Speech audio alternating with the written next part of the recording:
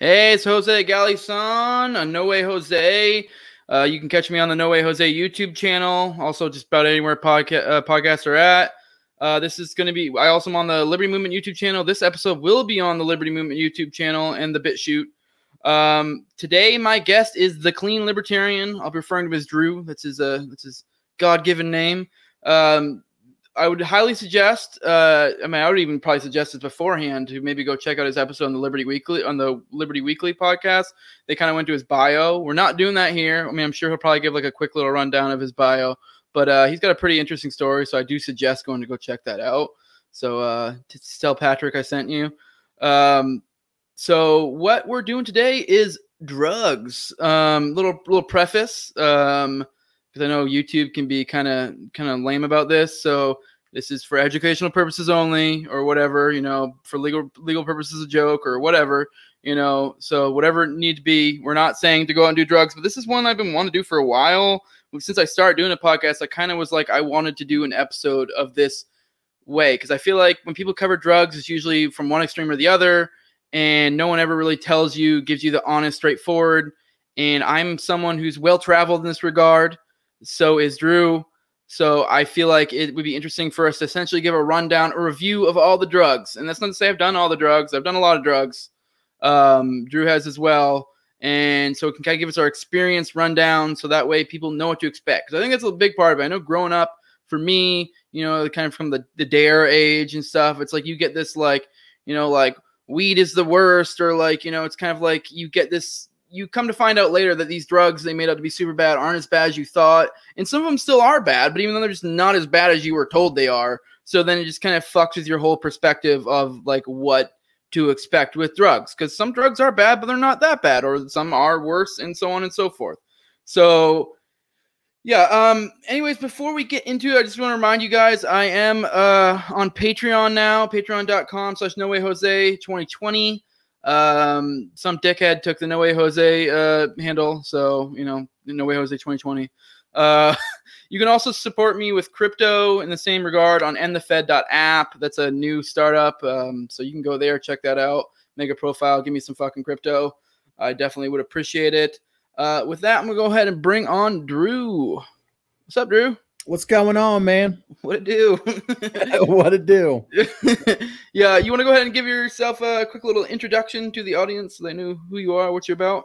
Yeah. I am I'm Drew. I go by the Clean Libertarian on the Twitter sphere. I don't much mess around with the Facebook universe anymore. I stay away from there, but on Twitter I'm known as the Clean Libertarian. I have a podcast called the Clean Libertarian Podcast, and lofty aspirations of maybe hopefully one day being the Scott Horton equivalent for the ending the war on drugs. So we will got a lot of work to get there, but I'm doing what I can. But that's kind of like my passion, my thing. Yeah, I like drugs a lot too. So yeah, 10-4. What Mitch Hedberg say? He said, I used to do drugs. I mean, I still do, but I used to too. Like, do you want a frozen banana? No, but I want a normal banana later. So yes. Hell yes. Yeah. Hell yes. I thought it'd be fun to kind of start out with what I call as our drug resumes. So kind of, if we were to apply for a job when it comes to our drugs, what would we throw on there? I'll let you start. Oh shit. Okay. Let's see. I've done I've done weed. And here's the thing with weed is that like I haven't I kind of quit partying before. I live in Oklahoma, so we just got medical a year and a half ago. I quit partying long before that, so I have no idea about the legal weed, but I know I can tell you all about bullshit swag and like way overpriced KB, So I've done weed, coke, crack, heroin, opium. I have done a galaxy of pills, acid shrooms, Molly, ecstasy, meth, all the meth, and say acid, LSD. I've done 2CE, 2CI, and yeah, there you go. There you go. It's still legal, by the way. Yeah, I think that's it. Yeah. think that's it. I'm sure you'll remember more later. Yeah, probably, maybe. Who knows? Yeah, I mean, I'm like I said, I'm not super duper well traveled, but I'm pretty well traveled compared to most. Like, I got the weed. I pretty much done a lot of pills. That was probably one of the biggest things where I've done a shitload of different pills, mostly the opiates. I mean, I think I messed with Xannies for a minute, but it was only because I was trying to fuck the dealer. I never really liked Xannies, but yeah. So yeah, I did that. Never went to like heroin or anything. I mean, obviously done Vyvanse, Adderall, that kind of stuff. I've toyed a little bit with shrooms and acid, Kratom, which is a drug, but I mean, we'll get into that too. God, I feel like I'm forgetting shit, but yeah, that's the main crux of it. Oh, blow. Oh yeah, coke. Yeah, that's I forgot all that one. Blow, all of it. Yeah, mountains. Yeah, that's a hell of a drug. That's great. Yeah, so funny. Blow is actually the first one that comes up in my outline. So I wanted to start out with let's review blow. Give me your. Actually, no, I think it might be better for me to start because I feel like it's good for you to end on a cautionary note because you kind of come in with that a little bit. Okay. So for me, my perspective of blow, we were actually talking offline before, and I was saying you had mentioned in a previous podcast that like there are people who can have an 8-ball and just like keep in their closet and like make it last week, month, whatever, And yeah. I'm kind of one of those. I like blow, but it's not for me like an imperative. Like if anything, like if I was able to do blow all the time. Like, I mean, I'm not able to do drugs with my current line of business or not business, my current job. But, like if I was in a position to where I could do whatever the fuck I wanted, I mean, I might do it like maybe once a month, every other month, maybe on the weekends when I gotta mow the lawn. Like, I mean, nothing crazy. That's just kind of where I am. I like it. It's fun. It's a fun party drug. If you want to get busy with the old lady, it's kind of fun there. I mean, don't expect to bust, but you'll have fun. This is a song that doesn't end. Yeah, but it's fun. And for me, but it never was something that I was like, I got to do it. Like, but it's just more fun. Or it is like one of those things that like, if I got a lot of shit to do, I'm like, well, maybe I could just have a little bump and go do it, But so it's fun. For me, I never had an issue. My wife actually had a cocaine issue back in the day. So for her, it's different. But like for me, that's kind of where my experience with it, where I was at. I mean, I could totally, if I had an 8-ball in my closet right now, I could probably leave it alone and maybe touch it weeks from now or almost forget about it. It's just not, I kind of don't understand. That's not even to mean I don't have an addictive personality because we mentioned pills before. I've actually had issues with pills in the past. I do to some extent have addictive personality, but for some reason with Coke, it's not like that for me. If anything, it's like this weird mixture of like, kind of reminds me of, obviously this isn't super accurate, but something like a mix between like alcohol and like energy drinks to where it's kind of like, it kind of gets you loose, like I can have fun, kind of like, go nuts kind of thing. And like, that's why I say it's great for the old lady. You can kind of like, if you guys have a night out kind of deal, like, if you're able to handle your shit, that's not the case for everybody. I mean, that's kind of where I'm at with it. So I never really understood why it's such a look down on as this like hard drug. Because I remember the first time I did Coke, like when I was like, I think 17 or 18, I was like, oh my God, I'm doing Coke. I'm such a piece of shit. And then I was like, oh, this is all it is. I mean, it's fun. I'm enjoying myself. Like, and that's all it was. So yeah, I'll let you take it away. I've said everything I need to say about blow. Yeah, I mean, I'm right there with you. I have. Here's the thing. So I think we've kind of like established the baseline for our summaries because you are coming from a position of someone who can participate in moderation when it comes to substances. I, on the other hand, am not that guy. We buy an 8-ball, it's getting done. It is getting done. Same sitting. We don't. Mama didn't raise no bitch. And so for me, like Coke was. What did we used to do? So we used to like get these like hip hop beats and I would like freestyle over them and shit. Like, you know what I mean? Like, like, and I would be convinced that I am the shit. You know what I mean? Like, I'm just like waiting to find my spot. I'm like the next 8 Mile, I am Marshall Mathers on Coke. But I'm laughing because I could actually see myself being on blow and being like, I'm a fucking rap. I'm the rap god, like straight up. Yeah, so Coke is a very euphoric, very fast acting drug. Typically done by snorting. You know, you can snort a line and within seconds you're blasting off, and you just get a very profound sense of euphoria. It lasts for about 30 minutes or so, and then you get dropped off the face of the fucking earth. So here's where I think you've had most of your experience with it, is like you were probably doing Coke mixed with alcohol, which tends to prolong both of the effects of the alcohol and the cocaine. It has that weird kind of way that it works. If you're doing Coke only, you spiral into a real oblivion. I've done both, but yeah, I get what you mean. I haven't noticed a major difference, but I mean, I could see that. So I mean, kind of, yeah, but go on. Yeah, it's different for everybody. Like, this is another thing too. I feel like it's important to note that when we're talking about chemicals, they affect people in different ways because not everyone's the same. So like, even when not even just on a dependency matter of being addiction, there, like, some people just get different feelings from different drugs, you know? Right. So that's new information for me right there. Cause you know, all the cats that I hang out with or hung out with, you know, that's kind of like that thing that we did when the sun rose in the morning. It was like, motherfucker, you know, like that was the worst part of the night. But, you know, so typically people snort it. You know, another way that people do is shoot it. Caution. If you try to take a rail, like a Hollywood rail, and put it in a syringe and shoot up, and you're not used to that, you will overdose and you'll likely die on the spot. It is not to be fucked with in that regard. If someone out there is going to participate in that, I mean, smaller is better, you know, be on the lookout. It's a wild ride. Shooting up Coke is a wild ride.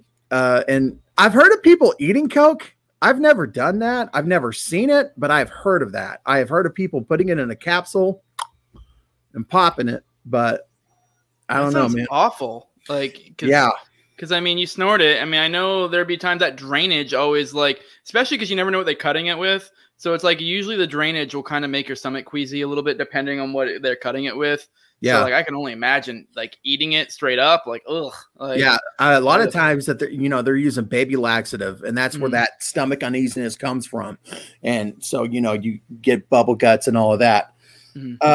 Cautionary tale, again, there's gonna be a lot of those I'm gonna throw out there, but so always do a little taste test before you just put out a big old fat line of Coke, because you need to verify that what you're about to put up your nose and directly into your bloodstream is in fact the chemical that you want it to be. I say this because I snorted probably a quarter paper rail of laundry detergent, and that was the scariest fucking thing that's ever happened to me. You know, I mean, at that point in my life, that was scary, dude. I couldn't breathe.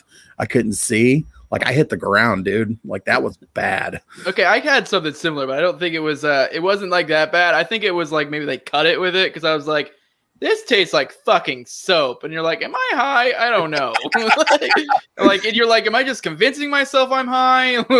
Yeah, no, this is straight up laundry. There was no cocaine at all. Like, this was straight up laundry detergent. Was in a little boulder in the back, broke it up, knocked off a fat rail, and yeah, that was just straight up gain, bro. Yeah. Oh, I did want to touch on, I mean, sure, we'll get into it. You mentioned shooting up. I would say, in general, if you're shooting up, you need to reevaluate shit. And I mean, I say this as someone who I've only ever shot up, like, I think twice, and that was pills. And like, I kind of was like, I didn't like that. It's just something that was just skeevy. But I just know, because thing is, when you're shooting up, like, I mean, really in general, you're bypassing all your body's natural defenses against, like, overloading your system, essentially. Because, like, say you do a shitload of cocaine through your nose, or you're gonna get to, like, for one, you have multiple, essentially, buffers of, like, for example, you generally, your nose is gonna get stuffed up, usually, unless you're doing, like, super pure coke. It's hard to get to that point where you're gonna, like, OD or some shit, because your nose is gonna get fucked up. You might start throwing up. But if you're shooting up straight in the vein, you're going straight into your bloodstream. So like you're essentially, you're cutting off a lot of your body's natural safeguards. And I mean, it is. I mean, if you're gonna do it, you're gonna do it, and I guess be smart about it. I guess, but so like maybe I'm sure Drew will probably get into that a little bit because I don't have as much experience with shooting up. But I know from a biological sense, it's kind of fucking foolish because it's like you're putting something directly into your bloodstream. There's no turning back. Like there's no like you're gonna fucking purge your stomach and be okay. No, yeah. I think more of what it is like by the time you get to the point to where you're like just cool with the idea of shooting up, like you probably passed that threshold of not giving a fuck, and so. The conversation to start having then is I'll be absolutely reevaluate, see where you're at, but study anatomy, basic anatomy, like understand what veins are what in your arms, because people have this idea in their mind, because of Hollywood movies, you just find a vein, bloom. But no, man, some veins are arteries. Some veins will fuck you off, man. If you do a shot of anything in there, like not good, stay away from your legs and feet. I know we've seen the cool movies where they do that, but the fact of the matter is that the veins in your legs and feet not only typically can't handle an IV injection, but they are further away from your heart, which means they are more prone to infection. So you start getting a bad enough infection in your leg or your foot, and it's going to be like Requiem for a Dreams, type pit. It's not going to be good, man. So stay away from that. But I mean, good point. Like I said, if you're going to do it, you're going to do it. So you might as well do it right. So, I would suggest not doing it in the first place. But if you're already there, me saying don't do it doesn't make a goddamn bit of a difference. No, so at least no. And don't, for the love of God, don't share needles. Jesus Christ, people. Come on. Bleach, and bleach does not kill HIV or hepatitis C. That is. You just hit it with a flame and it's all good. Yeah, bro. Yeah, I ran it under a cold tap. What do you mean? Like, this shit's fine. I put Everclear through it. We're good. We're golden. All right, let's move on to crack. I've never done crack. So, I mean, I can give some of my perspective on the matter.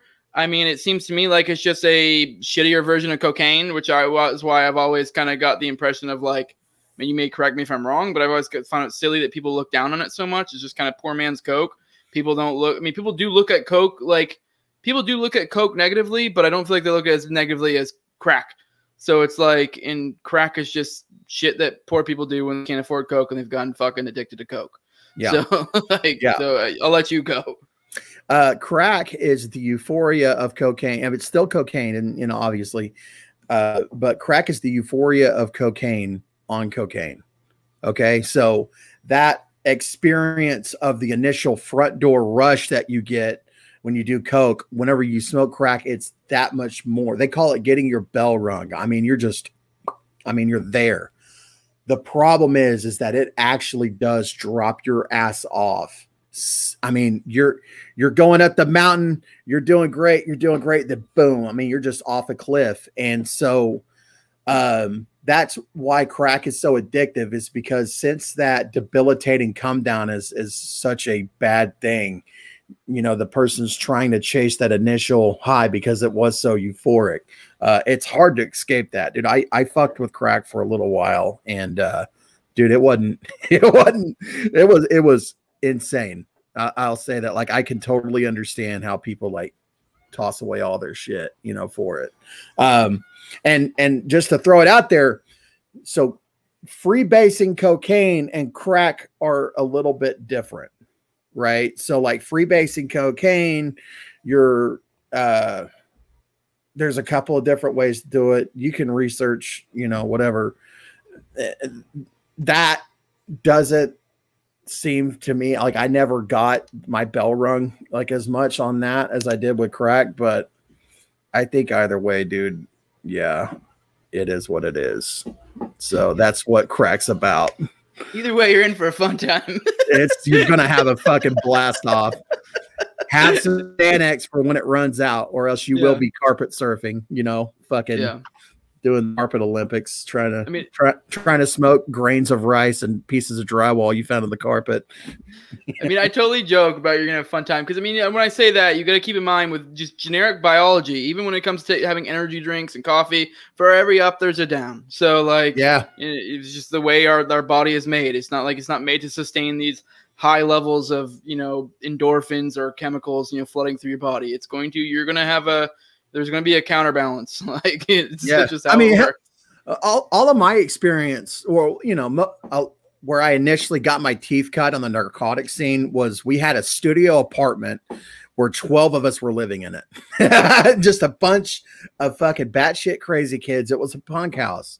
And like, so we'd all go out and do our little hood rat shit during the day and then come back with whatever narcotics we had found. And it was just a continuous party. So there is a part of me that will advocate that, like, yeah, dude, like, you know, you can party, you know, people can party and party responsibly, maybe, potentially. I don't know. Who the fuck am I to say? I know I didn't, but that doesn't mean for everybody. But, you know, I think with any narcotic that you're gonna find, there is a use for it, you know? Yeah. Yeah. And I mean, I do think, I mean, I would never necessarily, I honestly don't, of all the drugs I've done, I don't think there's ever a drug I would tell someone to just never, ever, ever, ever do. I might give them like a cautionary, like, this is what you should expect, maybe. Because, I mean, I know growing up, I kind of like was always like, you're going to be addicted to this as soon as you do it. And there's not, I mean, I haven't done some of the harder drugs that you've done, but I know my experiences, none of them, and I have been addicted to drugs. I've had withdrawals from opiates, which that's going to be our next one we're going to, but I've had withdrawals drugs, but it wasn't like the first time I did it, I was like addicted, you know, like, I mean, me personally. So it's like, I mean, there is one of those things, if you go in with your eyes open, knowing what this is, or if you trust yourself to be able to, depending on what it is, you're probably gonna be okay. I just feel like a lot of us don't, you know, like they don't know this. Like I didn't know it. Like, I mean, for me with pills, it was kind of something that snuck up on me. So yeah. So yeah, like I said, moving to the pills. I mean, I'll kind of go into my story. I'm kind of jock type. I mean, I'm like a jock nerd. So like I was I was a smart kid, but I was also big into jock stuff, you know, comic books, I don't know, all over the place. But anyways, I started doing pills I got into opiates because of sports. Like that's kind of what got me into it. Cause like, it's kind of, you know, and depending on the sport, I mean, certain sports, not so much, but it's like, say you're doing some like oxys or some shit. I mean, depending if you got your dose right, pretty goddamn great for that. Cause it's like, it increases your pain tolerance, kind of gives you a little bit of an energy. And then also when you're coming down, it kind of gives you that, like, you're kind of irritable in like an aggressive way.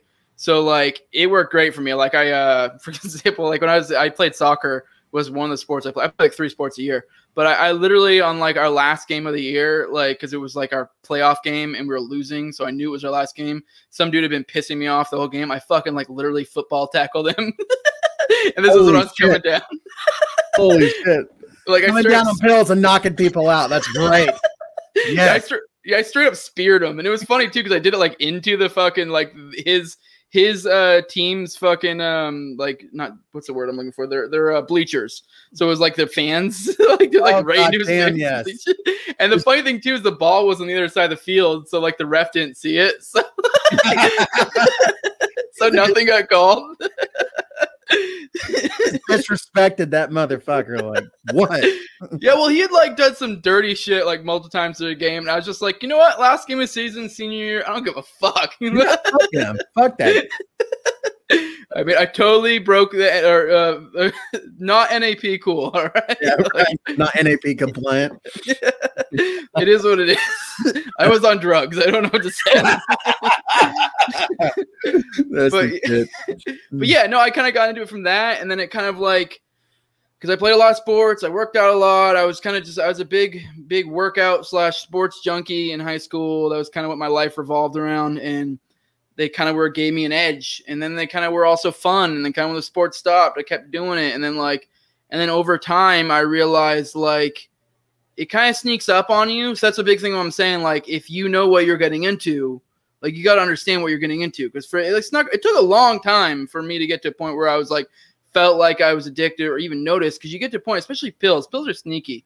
Like the biggest thing, I did a lot of despicable things when I was on pills that I still to this day fucking regret and feel just terrible about. Because like the biggest thing is you get to a point, especially me being like a broke high school kid, it was like you got to get money for pills. Pills ain't cheap. I mean, luckily I was raised to have a strong moral backbone. So like when it came to like stealing, that was kind of like my hard line. I think I like almost stole once, and that was one of the, because I probably had like 2 or 3 what I would consider sort of rock bottoms, to where like for me that was like not cool, and like I kind of had to reevaluate my shit. And those were probably the few times I withdrawals, because then I quit and then I'd get back into it again later, you know? Yeah. Yeah. So, but fucking, yeah, like one of the times was because I was like about to steal, because like my best friend was like literally came up with some scheme and I knew he was going to do it anyway. So I'm like, this dude's a fucking retard. So if he does it by himself, he's going to get fucking busted. So I was like, whatever, I'll go with you and help you. And then later I kind of had to be like, oh God. And it wasn't even so much stealing as also like the big thing is like you kind of blur your moral lines. Like for me, I noticed I scammed a lot. Like where I'd be like, hey mom, I need money for gas, when I really didn't. And I'm like, I need $25 to go get a fucking Roxy. You know what I mean? Like, and it's just like, you feel gross about later. You also like find yourself like making up. Like, I mean, I got really good at fucking making up shit, like, and why I need this or why I need that. And it's pretty gross. Like my wife's sister, like, I think a few years ago died, and she was a pill addict as well. And she OD'd, and it was kind of the same thing. It was really sad because with her, like my wife's stepdad, we kind of had to tell him multiple times, like, she is full of shit. Like, she's on pills. She's telling you whatever you need to tell you to get what she wants. She'd always make up something I was doing. You know what I mean? So like, that's the big thing with pills that I noticed, at least for me, is that like it sneaks up on you though. It took a long time. I started with Loratabs initially, kind of went to Percocets. And then from Percocets, I started doing a little bit more Percocets. From there, I did Roxy's. From Roxy's, I started doing like Oxys and Opanas when I couldn't get Roxy's or Oxys. Opanas are fucking gross for anyone who knows. Like they will wreck your shit. Like you're gonna probably throw up. You're gonna feel gross, but you know what? It's gonna get you that fix you need. You know? Yeah. So at least for me. So I mean, I never got to full on like heroin or opium or anything. So maybe we'll probably go into that here in a minute, because I don't know the difference. It's my understanding when it comes to heroin that I've heard some people actually prefer normal opiates. I mean, I might be wrong. That's just what I've heard, that some people prefer it. So it's just that heroin is like heroin, once again, is one of those alternatives for when people can't afford the pills. So yeah, I mean, that's my story with pills. That's my biggest heroin drug story was pills. That was kind of my thing. And it was one thing that snuck up on me. And it's kind of like it takes a while before you realize like, holy fuck, I have a problem. And like, yeah, it is what it is. So yeah, I'll let you go. Yeah. So I started out with pills myself, but I started out being prescribed, this was back in the Johnny B. Good meds heyday, like my dad was a football jock. My mom was really popular. And so when they got together, they thought they're going to have a well-adjusted kid. And I was not well-adjusted. I kept fucking up in school. And so they started giving me these pills. And so like my first introduction to narcotics was Ritalin, Adderall. Vyvanse wasn't around at the time. And then they finally got me on one called Dexedrine. And Dexedrine was like, woo. I mean, I think they still make it, but dude, it is the closest thing to amphetamines ever. So I here's the thing is that kind of going later on in life, I've tried them all, dude. I've tried Xanax, Vyvanse, Percocet, Loratab, Opana, Oxycontin, Roxycontin. I tried the original formula. I remember when the original OC80s were out, like they had that bullshit on the outside of them where you couldn't break them down. And scratch them off. It's all good. Yeah. You just lick them. No, that's the move, man. You lick them, you get them wet, and you get in your t-shirt and you rub it around. And then what we did was I would get, a hose clamp, where it's got the screw on it. And then you just undo that all the way. And then that's like a little cheese grater for your pill. Boop, boop, boop. You do that. And so, I later on in life, and the game is different now. So since the quote unquote opioid epidemic, hit the newspapers and media outlets across the country, it's a lot harder to get these pills.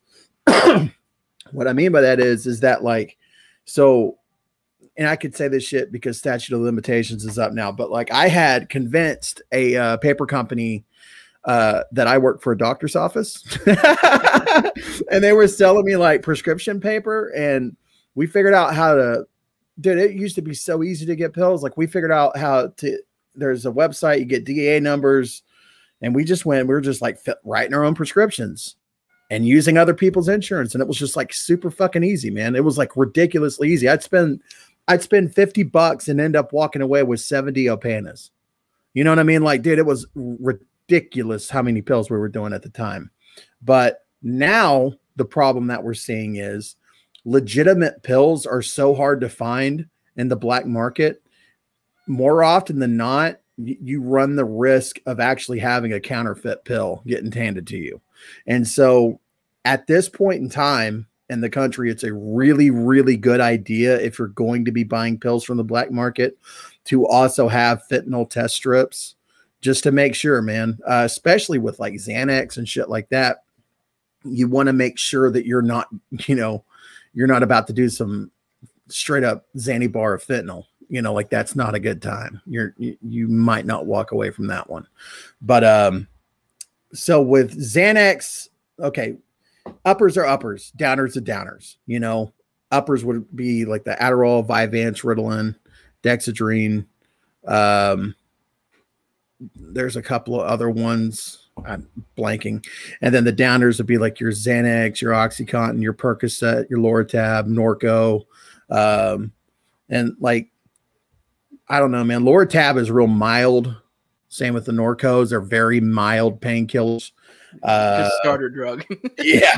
That's where I started. Yeah. Loratab. Yeah. Yeah. So you take a Loratab, your nose itches, you're like, all the time. But then you graduate to the Roxys and the OxyContin and the, like, dude, Opanas, those fucked my world up, man. Then, what was the other one, man? Opanas had like morphine in them, right? Or something along those lines. If I remember correctly, it was like a mixture of opiates and morphine or some shit. Yeah. It's like, remember, yeah.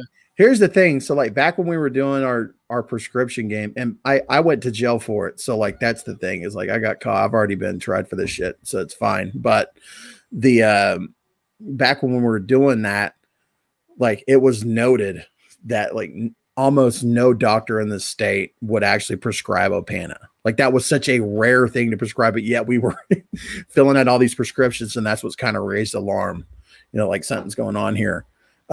Doctors will typically try to go another route, or they did at that time. I don't know what they're doing now, but I know Opanas were just like crazy strong.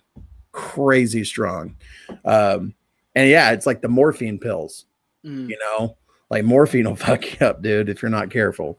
Yeah, I never liked Opana. Opana for me was like if I couldn't get a Roxy or an Oxy, I got an Opana. And if anything, it was kind of just skeevy that like I had to get an Opana because it was like it's like a Roxy's and Oxys. Well, don't get me wrong, they're strong, but the Opana is like because it's mixed with the morphine, it just is just gross. You're almost guaranteed to throw up. Like yeah, it's going to be very like very like generic pill head. I mean, not that you aren't going to be like that with Roxy or Oxy, but it's like a different thing. Like I don't know, yeah. The thing is that Opana is closer to heroin than OxyContin. So like that feeling that like crazy. Did you shoot up Opana? No, I think I shot up Roxy like once or twice, and I just was like, yeah, that was one of those times where I was like, this is too much. Yeah, that's one of my lines. Yeah. So see, like my cocktail was to like when we're doing this was to break down a Roxy and then mix it in with a shot of meth and blast off. Just so yeah. Anyway, that was fun. But the Opana is actually closer to street level like heroin. In my opinion, the OxyContin and Roxy is more of a synthetic feel to it. Less just not to get too off track, but I used to like to. My method was I either obviously snorted it or I would like do what I call the toddy, in which you would get hot water, like kind of like tea water, and put do like a shot glass and just sprinkle it in there, and then it would fucking dissolve and just let it dissolve, and it's just hot water, and you shoot it, and it would like it was kind of this like happy medium between snorting and ingesting. Because, like, the thing is with pills, I would always notice, at least, I mean, I don't know. I mean, I was just some dude high on pills, so maybe I'm wrong. But, like, I just thought, I always noticed that if I snorted it seemed to be like it would hit me harder, but it didn't last as long. And then if I ingested it, it didn't hit as hard, but it lasted longer. And the toddy was kind of like a mix because, like, being as it dissolved and it's hot, it will just kind of easier have an easier time absorbing into your system on the way down. So it kind of just like, yeah, it seemed to, at least for me, from my perspective, could be totally wrong, placebo effect. And that's just some shit my high ass told myself. I don't know, man. The science, you know, checks out. Like that makes sense to me. The math seems to check out. Yeah, it's all there. It's all there. It's in the papers, damn it. I've never tried that, so I can't speak from, but it would make sense because you're breaking the time release off. You know, that you're getting more of a initial front door, and the fact that it isn't going directly into your bloodstream would mean that you know, it's probably takes a little bit longer to absorb fully into your body. So yeah, I can see how that's right. But yeah, fentanyl test strips. I want to get back to that because that's really fucking important, dude. That's really, really important. You know, there's been right now, and here's the reason why fentanyl is being used is because it's so goddamn cheap. It's insanely cheap as opposed to like the, you know, the actual core ingredients for a Xanax pill or whatever the case may be. So that's why dealers are doing that, and it's not necessarily lethal. You know, it's certainly not as lethal. How do I put this, man? Because I don't want to like minimize it, because fentanyl can fuck you off easily. You can die, absolutely. But this idea that any amount of fentanyl will kill you is a lie. They use fentanyl in hospitals. You know, it's a widely known, you know, painkiller. But these fentanyl test strips that they got, more or less what you do is you can take a little bit of your pill, grind it up, you know, mix it in with like a little drop of water and put it on this strip. And if the strip turns a different color, you know, okay, that's fentanyl. If it doesn't do anything, then you know you're golden. And they're cheap, man. You can find those. I think it's like, I don't know, $20 for, you know, X amount in a pack. And I mean, if you're going to be doing this shit for a while, man, and you want to be smart about it and be educated and responsible, that's the route that you need to go. But that's my little piece on pills.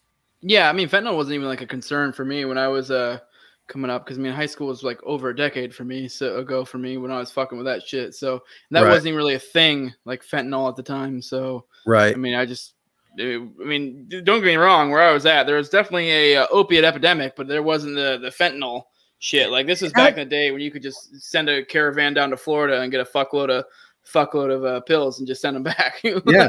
And here's the thing. I don't think it was around back then, at least, you know, not in this region where I am, because I had never heard of fentanyl until the last couple of years, really. You know, I'd say couple, it's been a little bit more than that, but back when I was in my like real prime heyday of just getting fucked up all the time, like, dude, nobody uttered the word fentanyl, you know? Yeah, same here. So it's like a different game. I mean, it's my understanding it's just way more potent. So it's just a matter of like, yeah, I would agree that it's the same idea that like it's more potent. So it's like you can, I'm sure if you're smart about it, you could be addicted to fentanyl and be fine and, you know, fuck with that or whatever. But it's just a matter of that, especially if you don't know what you're getting and you're not knowing the proper dosages or whatever, it's so much easier to accidentally give yourself too much, you know, like, so that's, I mean, at least that's my understanding of fentanyl, you know? So, yeah. But, that's mine too.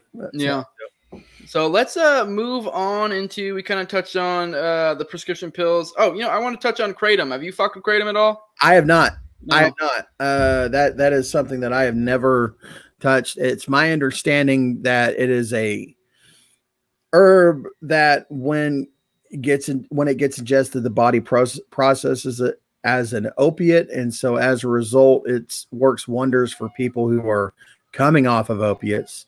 It's not a prolific thing, but this is just all secondhand experience. So yeah. I mean, I fucked with it, but I don't really know enough about dosages and stuff, but I know I've done like, I mean, I guess what I would consider low. I mean, comparing it to the feelings I've gotten opiates, it never compares even, but it is kind of this like, it's almost like it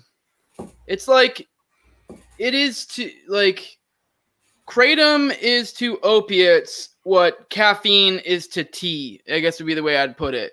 Where it'd be like, there's technically caffeine in tea, but it's very like a very, very, very light amount. And it's like I don't know. I mean, that's not the best comparison, but it's very light. I mean, obviously it depends on your dosage, but I mean, I know my experience with it, it does remind me. I mean, I wasn't fucking with it.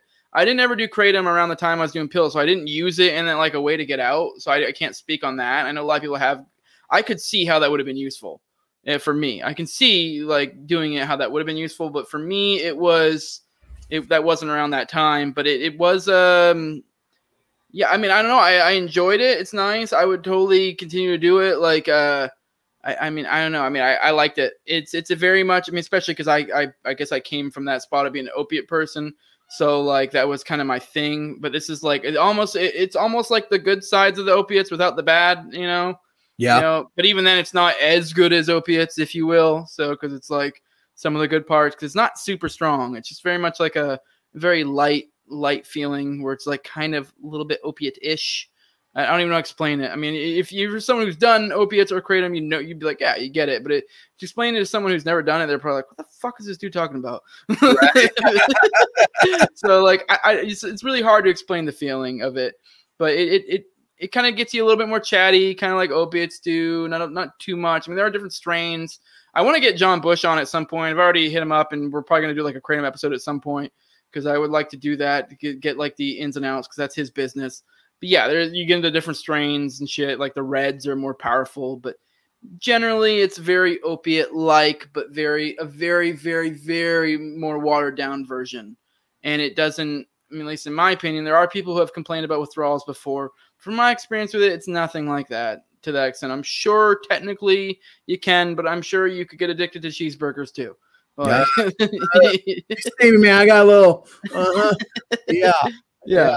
So I don't know. I mean, maybe I'm being a little insincere there, because it does supposedly work along the same receptors, opiate receptors. So technically, I guess you could get to a point where you're dependent, but I feel like you'd have to be doing like some monster doses over a long period of time, because it's just not as strong. It's kind of different. And I've also heard that it's like really, I've also heard that's really important to verify the source, like really do some research. Like, just not all Kratom is equal, is my understanding of it. So like if you do buy it in today's market, like you really got to make sure that you're buying from a reputable dealer, because there's some boo-boo out there. Yeah, I'm sure. I mean, I don't know. I mean, I think mine was just some random shit here and there. I have no idea. I'm sure that's the case. I mean, that also could just be people, because, you know, people always like to make it out like, because they market it as like a supplement, I believe, so they don't have to go through the FDA. So I'm sure there probably is a grain of truth in there, but I feel like that's probably mostly just people being like, well, this isn't being checked by the FDA, and that's probably some generic like ATF argument against it. You know what I mean? So could be. I don't know. I don't know enough. I'm not embroiled enough in that fucking community to be really say that, but that's what it strikes me as, because I have heard people say that, but that kind of strikes me as that, because I know how it's marketed, and I know how the ATF or in general just wants to get rid of it. Why am I saying ATF? Not ATF. DEA. Yeah. Fucking DEA. Yeah, I'm sure they want to nix that shit. And I think it really probably grinds their gears as marketed as a supplement.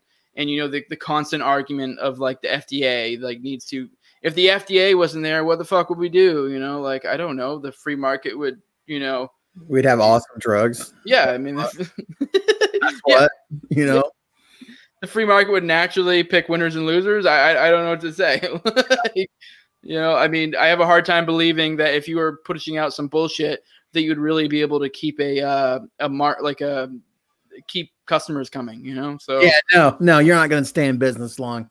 Yeah. I mean, I'm sure there is probably swag out there, but I mean, I feel like they're not going to fucking stick around for too long. So, I mean, I don't know. Right. So it could be totally wrong. There could be a whole bunch of bullshit out there, but from my experience, not that bad. I don't know. I mean, and I'm not someone who's doing a shitload of research on my shit. Right on. Yeah. Okay, cool. Yeah, we hit on that. The Kratom. Let's move into methamphetamines. And I will say I have never done methamphetamines, but I have done Vyvanse, I have done Adderall, and I've been around people who are on meth. And this is going to sound really retarded for people who don't fuck around with drugs. I feel like you can kind of, how do I put this? Like, for example, me, where I had done pills before, I can look at someone and look in their eyes and tell by their actions that motherfucker's on pills. And like, I've had the same effect when I've seen, like, I knew someone was on meth. I looked at them and like, that is exactly the mind space I was in when I was on Adderall or Vyvanse. And so it's extremely similar. at least from what I've seen. I've never done meth personally myself, but that's kind of what I've seen, because that's very much the mind space I was in with Adderall and Vyvanse, what I saw from the people I was around. I mean, for example, with Adderall and Vyvanse, it kind of touches a little bit on the prescription pills we were talking about earlier, but there's a little crossover.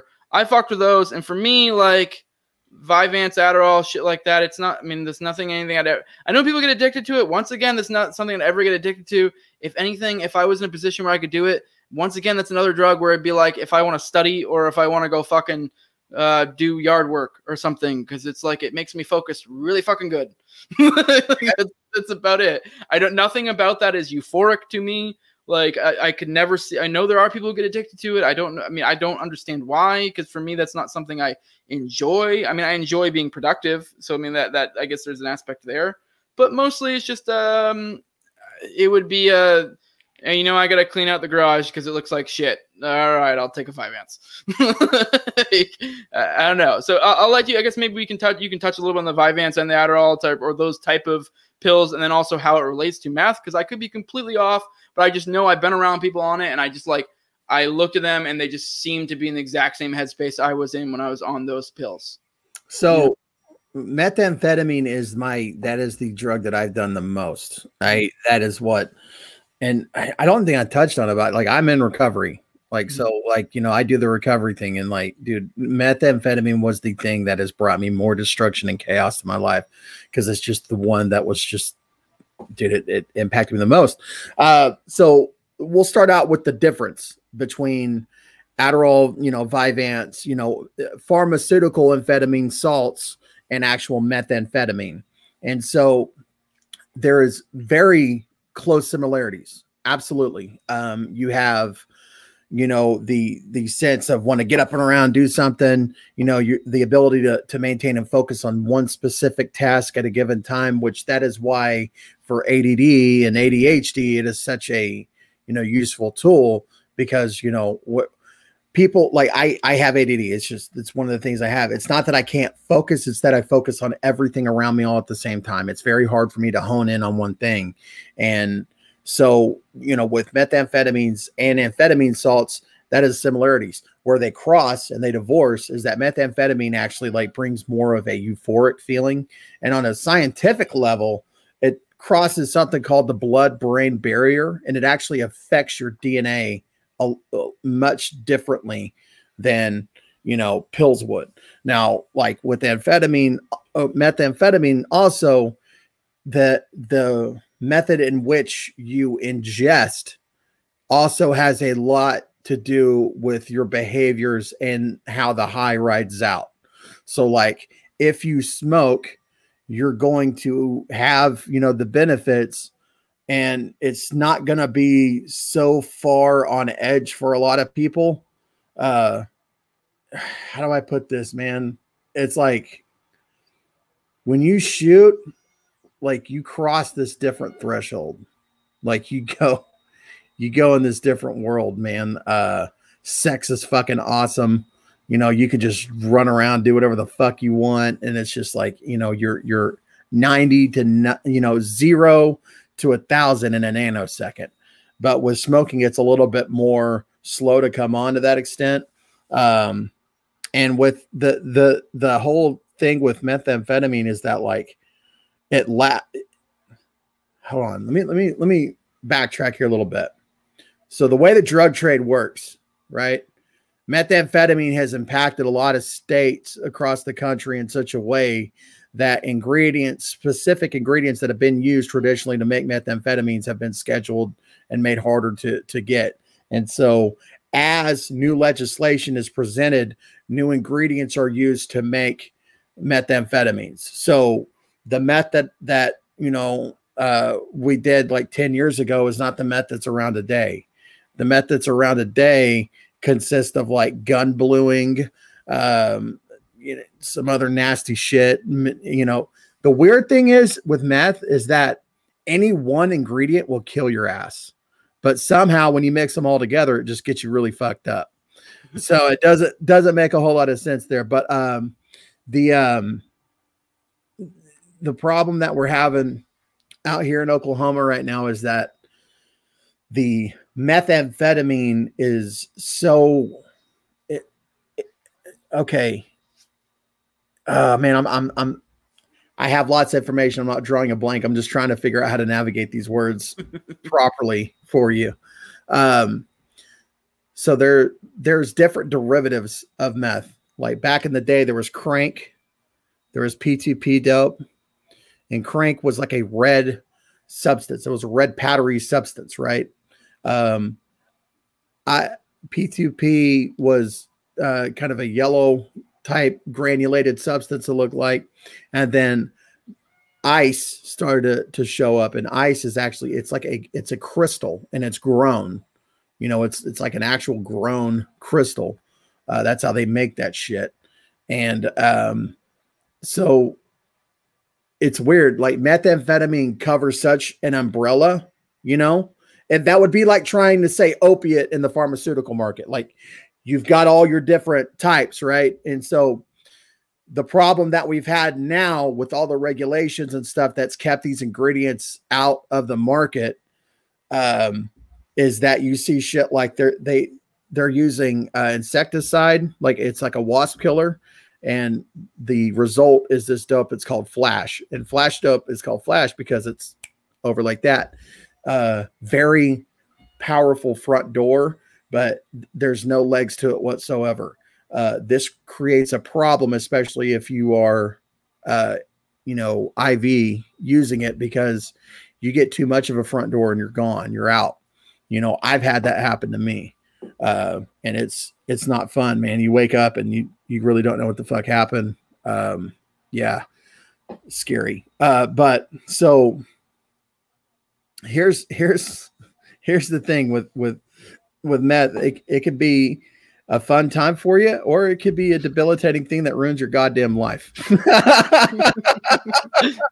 Like that's just the way it is. Like, yeah, roll the dice. Dude, I've seen some crazy whacked out shit. Like, dude, the stories I could tell. I spent a decade on the set of Spun, you know, like, whew.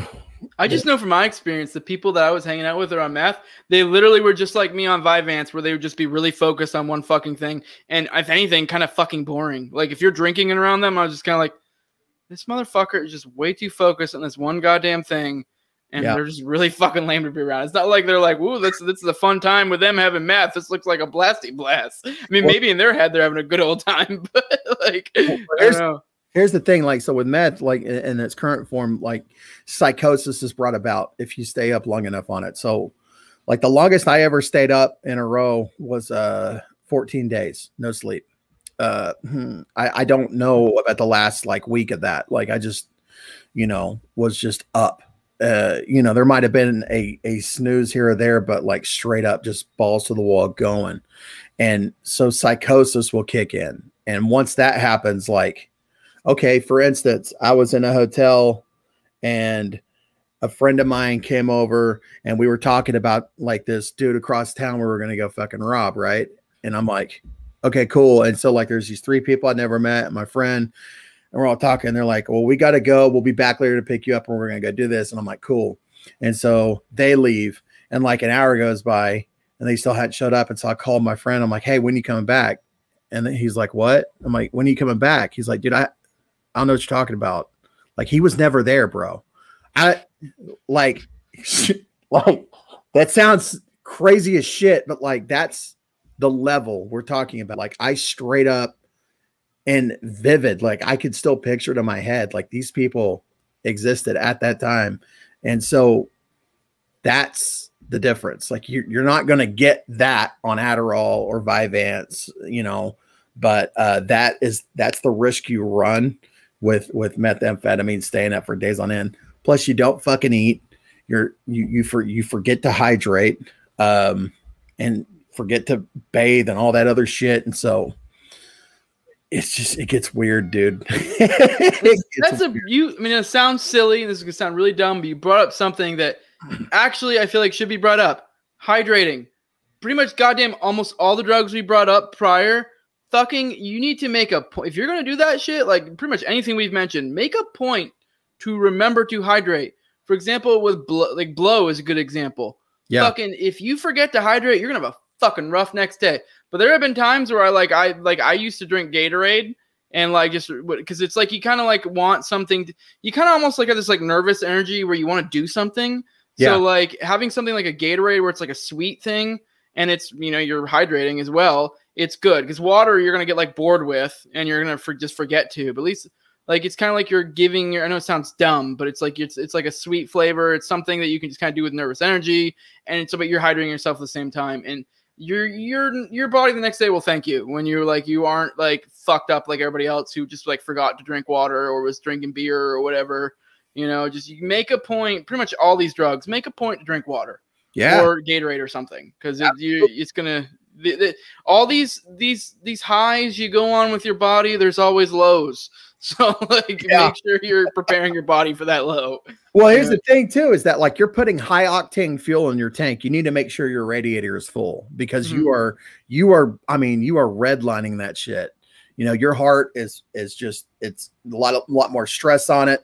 Your bodily functions are requiring more of the energy to be used, you know, like the nutrients and the things that you put in your body. So yeah, 100% probably would be a bad idea to take a couple of vitamins beforehand too.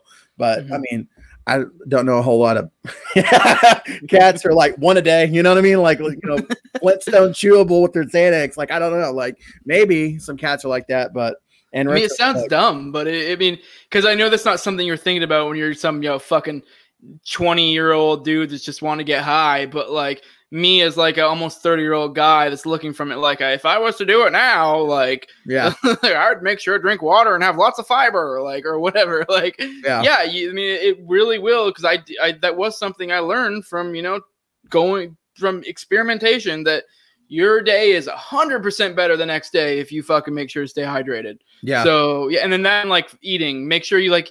I mean, depending on what it is, because there's some drugs that's gonna make you nauseous. It's a matter of like timing your eating, because it's like I mean, depending if it's something you know might make you throw up, maybe eat a few hours earlier. But make sure you have food in there or you have nutrition, because a lot of these drugs, especially like meth, fucking pills in general, damn near any type of pill, you're probably not gonna want to eat. And like, so yeah, so you need to make sure to eat prior, make sure your body has nutrition, because your body exists on energy. That's just how bodies work. So if you're doing something that's making you not want to do that, it's gonna fucking suck. Yeah, and that's the thing that I mean, you touched on at the beginning of the episode, is that like, you know, different substances have different effects on different people, and you know, I fall into the camp that like I straight up don't eat at all. But I know of other people around me who were partying who they had no problem. Like, you know, they could, I mean, granted, they're not eating like a, you know, 3 meals a day, but I mean, they'll, you know, eat something and not have a problem. They have to have that. Their body requires it. But like mine was just like, no, bro, let's get more of that good shit in me, you know? And so that was like the main goal. So yeah, good point. No, yeah, I definitely, I mean, when I was bad on pills, I lost a lot of weight. Like, especially like my worst time was when I went to college. Obviously after high school. That's a dumb thing to say. It's kind of, you know, obviously it's after high school. I was about to say that, but fucking like when I was really bad on pills during that period of time, I got down to like 140. I'm 210 right now. Like, I mean, I'm a stocky dude. I've always been into lifting weights and stuff. Like I'm 5'6", but 210. So like, I mean, I was probably like 170, 180 in high school, and then I went to college and just like partied and fucking did pills and all sorts of shit, and I got down to like 140, 150. So like like it's what it does. Like you're just gonna get skinny because you're just, you know, I mean, don't get me wrong, some part of that was being a broke college kid, but I was also a broke college kid because I was spending money on drugs. So right. So there's a little bit of the mix of the two. I partly was broke because I was spending money on drugs, but I also didn't, you know what I mean? Like it was just this constant vicious cycle of like I didn't have that much money, and so I would just like do drugs so that I wasn't hungry. Right. Like I'm like 300 right now. I'm a fat guy. I'm a chubby dude. Back then I was like 170, you know, $160 maybe. And like, I do not have the frame for $160. Like I look like, were you a tall guy? I'm 5'10". Oh, okay. Yeah. So, you know, $160, $170 on that type of frame. I look like Spiegel, you know, my precious, you know, type shit. Looking like a fucking AIDS patient. But yeah, always a good time there. And so like just to kind of like loop back into just touch on it real quick. So we talked about smoking it. We talked about shooting it. Be careful with shooting it. As with anything else, always, always, always be careful. Meth is not a intermuscular substance. It will not soak in through your muscle tissue if you miss your vein. Meth will abscess like a motherfucker, and it will be painful. Not fun. Not a good time at all.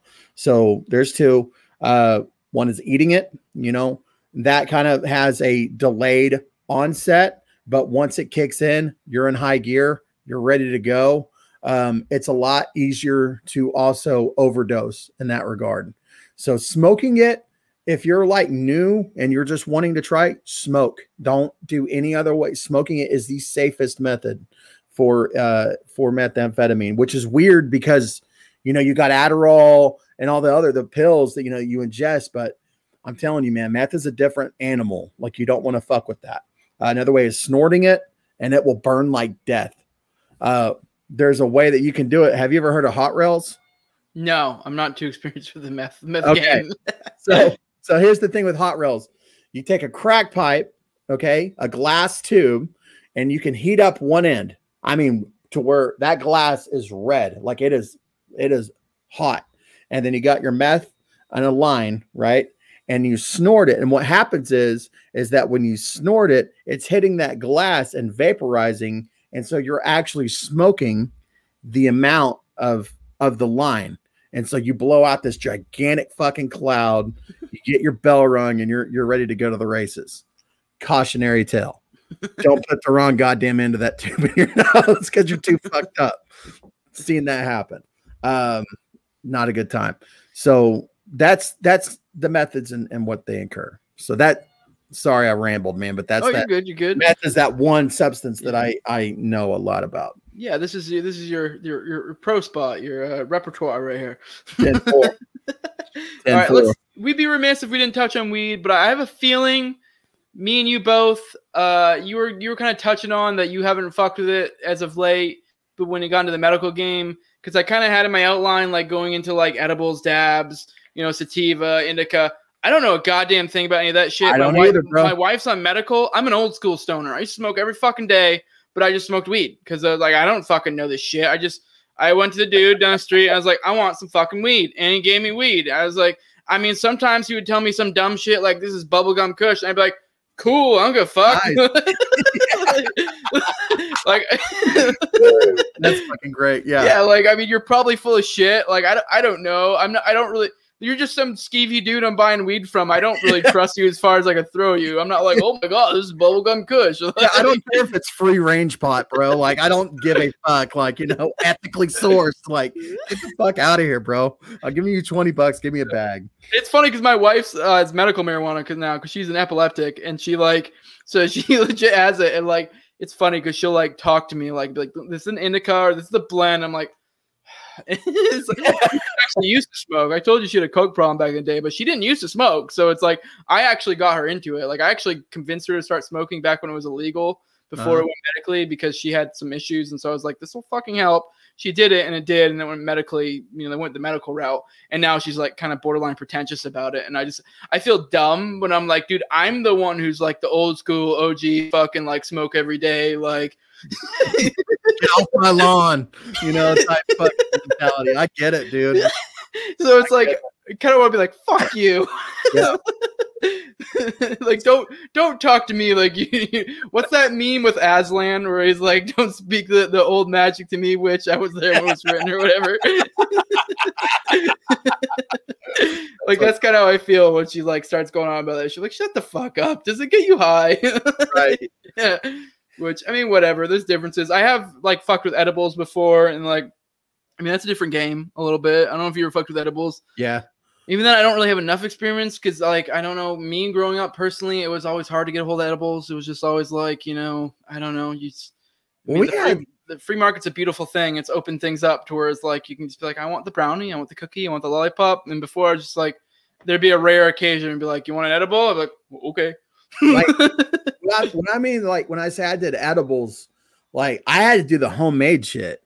Like, or we made ganja butter and then made cookies or, you know, whatever out of it. Like, you just basically cook with this THC infused butter and, you know, it'd fuck you up. But I don't think it would fuck you up as much as like the current day edibles would, that are like, you know, where science is involved, you know, not just some weirdo, you know, in an apartment somewhere making some butter. Like, I don't know, maybe I'm wrong, but I don't think that I've tried anything close to the caliber of what's on the market today. I'll tell you that. Oh yeah, I'm sure. Like my wife, it's funny. She has edibles too. And she once, I think, took the wrong one. She had like 2 bottles. One was like a 10 milligram. One was like a 50. And one day she took the wrong one. Because like the 50, she had to cut in half. And she literally was like crying about because she was thinking about the concept of how large a blue whale is. And it was making her cry. And I was just like, you goddamn fucking stoner. Because she took the wrong one. She was like stoned up her fucking ass. I mean, I've never been there. I can't say that I have either, man. That's pretty fucking wild, though. Which, I mean, I guess I could kind of wrap my head around. Like, if you really were like, I mean, I guess that'd be kind of almost along the lines of like hallucinogens, which we're about to go into next, where it'd be like, you kind of like, I could see myself being high on shrooms, being like, whoa. Yeah. Yeah, I mean, I don't think I'd cry still. Mama didn't raise no bitch. Did you ever do the THC oil from the butane extract? Can't say I did. I think I've done like just a generic, like, I don't know. I think I've done edibles like once, even though I don't really recall it well. So, but for the most part, it was just old school fucking weed. I got stoned. It's almost like me and you probably almost don't even talk on it because everyone listening is probably already on medical shit and just like, shut the fuck up, boomer. Yeah. We probably should just move on to the next one because I got some antique methods to use in pot that like don't apply anymore at all. Like, back in my day, damn you, like I couldn't say bong in a head shop without getting kicked out. You know, now it's like openly, people are cool with it, man. Like, it's different now. Back in the day, I was a rebel for smoking weed. Yes, I was cool. All right, let's move on to hallucinogens. This will be the last one we touch on. For me, I've only fucked with 2 hallucinogens. I did shrooms and I've done acid. Shrooms I've done like I think 2 or 3 times. I have no idea about the dosage. I loved my shrooms experience. Acid I have done a few times, but super low doses because I was just like, at that time I was being cautious and I was just like, I'm going to go very low dose. From my experience between the 2, just completely talking on my ass, really hard to compare the 2 since I haven't done a full-blown acid dose. Shrooms kind of brought me to this weird, like, I guess almost more holistic place where it was like I was like in a very more therapeutic where I kind of almost, I mean, from my experience with acid, I kind of didn't like it personally. I mean, I need to go back and probably experiment with it more personally, I think. But it kind of seemed to bring me to a weird place with like intrusive, dark thoughts. But like not even in a way that was like scary, but it was like it almost was more scary that it didn't bother me. You know what I mean? Like if that makes sense. Yeah, totally. Yeah, where you have these dark thoughts, but it's not even like it's not scaring you. We're like, this should be scaring me. Like what the fuck? Right. Whereas shrooms, if I had those thoughts, I'd be like, oh. So like, yeah. So yeah, I mean, shrooms is great, huh? That's solid. I mean, yeah, you're nailing it there. I mean, yeah, I mean, I don't know. I didn't really like that. It felt like more dark, like I don't want to say evil, but a different. It's coming from a different spot. Where shrooms was just like almost like. I mean, I think I actually know I did it twice. One time, the first time I did it, I did it at my I did it with my buddies, but it was like these people that I kind of like I was friends with, but it's like newer friends, but we were cool. And I was at their place. I remember I started out and I was reading a comic book, and it was just like the colors were like. And like it was amazing. And then like for some reason about like a third of the way through my trip, they're like, all right, we're going over to so and so's house. You know, we're gonna go party. Do you want to come with us, Josh or Jose or whatever the fuck? And they're like, I just outed myself a little bit there. Whatever, I don't give a fuck. But they're like, you want to come over to someone's place? I don't know. And then these are people who are newer friends, so I don't know their friends. And so I was going to a new environment that I didn't know at all. And I remember just like sitting in the corner, just like fucking like. Kind of almost like borderline. I was sitting, but I was like in an almost like semi like fetal position, just like Because I just remember being like, I don't know these people. They probably all think I'm so fucking weird. Like just tripping balls. And it wasn't terrible. Even though that was uncomfortable, it weirdly felt like I was working through stuff, if that makes sense. Yeah. And then later I ended up getting to a more comfortable spot and it was fun. The second time I did shrooms, it was I was just with my best friend at a place we were very familiar with, a good setting. We went and walked around the woods. It was a great time. It was just like, I don't know. It was just good. It felt like I don't know. I don't even know how to explain it. It's like therapeutic in a way. And then acid, I've done I did super small doses a couple times. Lasts way longer than it fucking should. Acid is one of those ones you're like, when is this over? I want off this ride. Yeah. You're like, I don't like this anymore. I want to go to fucking sleep. And yeah, it weirdly seems to come from a darker place, but I was on a very super low dose. You may be able to speak more to acid than I can, but that was my experience between the two. If I had to go choose between two, shrooms all day, every day. So, I mean, for me, I have bought acid 6 times. I have been high on acid 1 time. So what I mean is I bought bullshit acid 5 times and finally got on the good shit. Now, shrooms is a much more natural, spiritual type of experience. There are visuals that happen. Wall will kind of bubble a little bit, tracers, shit like that. Yeah, I mean, it's not to cut you off, but I didn't mean to say that. I never saw anything that wasn't there in shrooms, but okay. I saw things that were distorted. So that would be the way to put it. But that's kind of what you're saying. But go ahead. Yeah. No, and I think that's kind of a hallmark. I don't know if it's, and here's the thing is that I've been really trying to track down the guy from Decriminalize Denver to come on because I want to know more about the process that they used out there to decriminalize shrooms, but also about the different spores, because I've heard that much like, what your wife was telling you about weed, the shit that you and I don't understand, like how there's indica and sativa, from my understanding, there's also different strengths of spore that can actually, cause a little bit further of a trip in one way or another. But for me, all around, for the shit that I could find in my region, it was a body and mind trip, positive. I never had a bad trip on shrooms. I've done shrooms probably 20, 30 times, dude. I've done it quite a bit. And it was just, every time was fun. When I did acid, shit got real fast. I took it and it wasn't like the blotter sheets. This was called window pane, and it looked kind of like a piece of cut glass, just a shard, and it was 3 pieces of it. And I took it, and an hour went by and nothing was going on, and I was pissed. And so I went next door to smoke a joint with my neighbor, and he told me a joke, and I laughed, and I couldn't stop laughing. And I was like, oh, this is happening now. And so I had to leave. And dude, it just vivid, hallucinations for me. Anytime I tried to shy too far away from my trailer I was living in at the time, a swarm of bugs would come around me. And it was I think that was my subconscious being like, no, motherfucker, you do not need to be walking around. Stay in a safe place. Stay in a safe place. I went inside and I got real skeptical about my computer, because my computer and my keyboard talk to each other. And so I plugged the keyboard, put it in the closet. It got weird. And but it wasn't bad. It wasn't a bad weird. It was just very intense. I remember the whole time, the back of my head, the muscles just seemed to be just fucking squeezing. The muscles in my scalp were just tense the whole time. And but it was kind of like that. It didn't go away. That shit stuck around for a while. It was a very long ordeal. I've been told that when it comes to acid particularly, it's so important that if you do it, you're around people that you trust.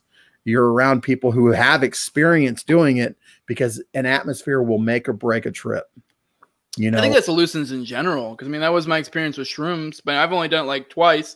But even then, it was very much the setting is what determined how good of a time I'm going to have, really. Because even though I did say I had that one sort of bad experience, I wouldn't consider it bad, but I guess it would have been preferable to be in a nicer place. I would have been less anxious, less uncomfortable. But even then, even where with the anxious, uncomfortable, I was weirdly working through stuff in my head.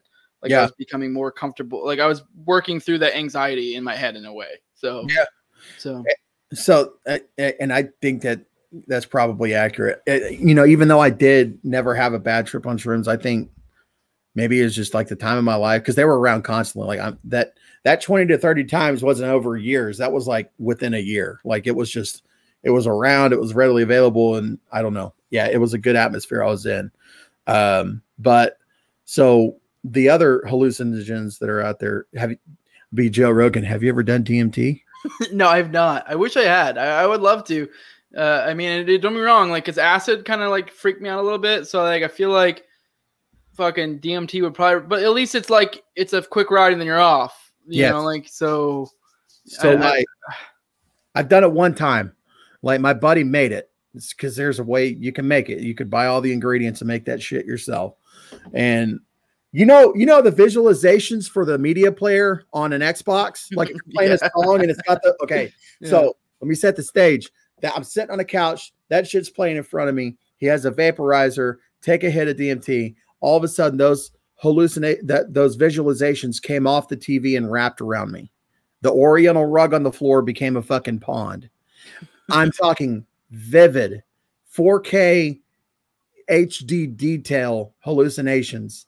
It was wild. Different fucking world. Dude, I mean, and it was like, boom, you're there. It wasn't like a run up. Like you were fucking in this other world. About 15 minutes later, it's gone. It's the wildest thing. Big fan. I think that DMT thing is pretty cool. Yeah, I really want to do ayahuasca is what I'd love to do, because apparently ayahuasca, what I've heard is it has like enzymes in it that delay that breakdown. Because the way I've heard it explained is that like DMT is like a fucking rocket, like into that like next sphere of like consciousness. Whereas like ayahuasca, yeah, it may not take you as high, but it's a nice smooth, and then back down. That's so it allows you to actually be able to soak it in, as opposed to like, whoa. Right. That's what I too. That's why a lot of people actually, it's being pushed as a solution for hardcore opiate addicts, who just can't get fucking clean, to do an ayahuasca trip because of, the profound effect that it can have on your spiritual and mental state. Like people have life altering experiences on ayahuasca that I've heard. I've never tried it, me either, so. Bastards. Yeah, I mean, and that's kind of to tie it back to the whole point of this episode is I think we are going to find out like later on that our whole idea or paradigm when it comes to drugs is completely off. Like, I feel like human beings are far too often just binary thinkers, or just good or bad. And there's so much shades in between. Like even me and you're a recovering addict. Like you will not fuck with this shit that we talked about. Even you were able to be like, hey, this is how you should do it if you're going to do it. There are people who can do it and do be fine. There's just so many different levels. Like, for example, if I was going to, like, if I didn't have the current, like, lifestyle I had right now, and I was able to do whatever drugs I wanted, I'd probably smoke weed. Honestly, I would probably smoke weed every day. I'd probably do shrooms like every other month, and maybe do coke like once every other month. And that would probably be what I do. Aside from that, I wouldn't do anything else. But everyone's different. And like, there's like, and I don't think there's anything wrong with that. Like, I mean, I've experimented. I've understand what's good, what's bad, but everybody's different. And I think we're going to kind of, especially when it comes to hallucinogens, we're going to find out later that like the way we looked at it was completely fucking wrong. Yeah. So, yeah. And here's the thing. So like, and it's wild that acid, particularly LSD, has gone the way that it has, because when it was first introduced, it was actually used in therapy sessions. Here, funny little fact, Bill W., one of the founder of Alcoholics Anonymous, actually took LSD in a therapist office while he was chasing a spiritual experience, because that was the norm back then. But then, all this shit happened, Manson, Hunter S. Thompson, all these fucking, all the raging 60s happened. And then all of a sudden it was demonized. But I do think that we're seeing a return, because acid was non-existent years ago. You couldn't find that shit. And now I'm hearing about it quite a bit. DMT I'd never heard of until, you know, semi recently. Ayahuasca, another one, Ibogaine, that's making a run down there in Mexico. There's in the hallucinogenic market, I feel like there is more of a dialogue that's being put forth that we haven't seen before. And so I'm hopeful, you know, I'm hopeful that we as a society are changing our tone on it. Yeah, I mean, definitely. I do think, like, this is an episode I want to do from the beginning, because I do think there's a weirdly, somehow a lack of this kind of coverage of drugs from a realistic perspective. I think it's probably a good spot to wrap it up. And like I said, I'm really glad we did this, because I do think this is important. It's something I've been want to do for a long time. With that, you got any plugs you want to drop before we kill it? Just my podcast, you know, Clean Libertarian podcast. You can find me on Twitter at clean_podcast, or my personal one that I'm more active on is at LibertyDrew84. And yeah, it's pretty much it, man. It's all I got to plug. Yeah, and I hope I hope people can use this as a resource, or at least a reference point for, like, if they want to draw, so they can at least educate themselves a little bit more. I think that's the big thing, is you just need to be educated to some extent. I think that's where it has failed a lot of us, where we came up from that dare crowd of just say no. And it's like, yeah, no, that's a little fucking retarded. I'm sorry. Like, that's just not a realistic way to look at life and drugs. And people are going to experiment. You know, it's the same idea as being like, oh, just, you know, wait till marriage. Like, it's just a little fucking retarded. Like, I mean, you can say that. I mean, sure, it'd probably be great if no one ever did drugs and they waited till marriage to have sex. Yeah. That'd probably great, but that's not the world we live in. So, you know, we got to deal in this area, you know? So I think that's why I really kind of want to do this. And so I'm glad we did. With that, yeah, go ahead. Like I said at the beginning, I'm on the No Way Jose YouTube channel. Anywhere audio podcasts are at. I'm on the Liberty Movement YouTube and BitChute. This episode will be up on there. The Liberty Movement is on Facebook and MeWe. If you want to hit that up, all this shit is going to be in my fucking in the video description. So hit that shit up. If you need to contact me for any reason, hit me up at thelibertymovementglobal@gmail.com. Like I said earlier, I'm on the patreon.com/nowayjose2020. Or you can fucking support me with crypto at endthefed.app. Like, share, subscribe, comment, all that good shit. With that, deuces. Thanks for coming on, Drew. No it's been problem. A fucking blast. I was glad to have you here. Yeah, thanks, buddy.